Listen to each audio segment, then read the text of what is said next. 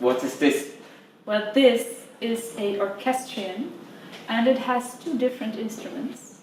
Maybe you can guess them, actually. It feels like a piano. You are correct. So we have a piano over here. Actually, the most special instrument of this orchestrion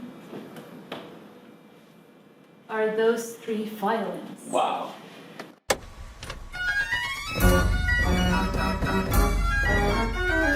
The first time I visited the Spelklok Museum, my brain caught fire. On that very day, the idea to build a mechanical instrument took form. 16 months later, we released the Marble Machine video. The Marble Machine was a viral success, but a mechanical failure. So we started to build the much more engineered and improved Marble Machine X. This meant retirement for the first machine. I asked Spelklok if they were interested, and the perfect circle was completed when the Marble Machine was exhibitioned at the very place that gave me the inspiration to build it. When I was back at the Spelklok to install the machine, I was again amazed by the mind-blowing mechanical masterpieces there. In this series, I want to share that experience with you and show you some of my favorite music instruments from the collection of the Spelklok Museum.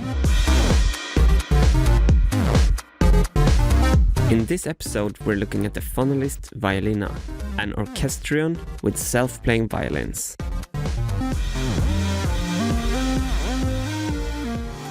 And this is actually, I think, one of the most famous instruments of the company of Hupfeld. So the first one was actually built around 1910, and it was presented at the World Exhibition in Brussels. And normally the doors would be closed, so actually people who listened to it had no idea what was going on inside the cabinet. And they would call it the eighth wonder of the world, because they could listen to self-playing violin music with actual violins, so not organ pipes that imitate the violin sound, but actual violins. Wow.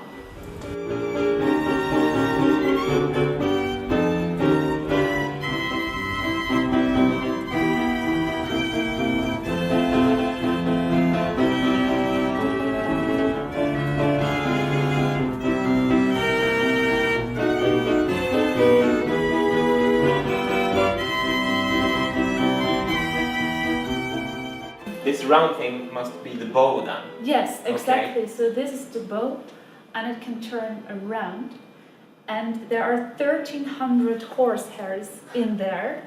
So it took quite some time to make this bow.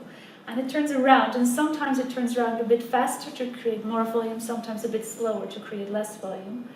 And normally, if a human being is playing the violin, you would press the bow against the strings. But here it is the other way around, because the violin is pressed against the bow with just a little bit of air. So when they have to play, they're just pressed against the bow. And then when you want to pause, they retract again? Exactly, Okay. yeah. And you can see three violins, and they each have 4 strings, just like regular violins. But only 1 string per violin is actually used, and it's a different string on each violin. So together they have like a little bit the reach of just 1 violin, actually.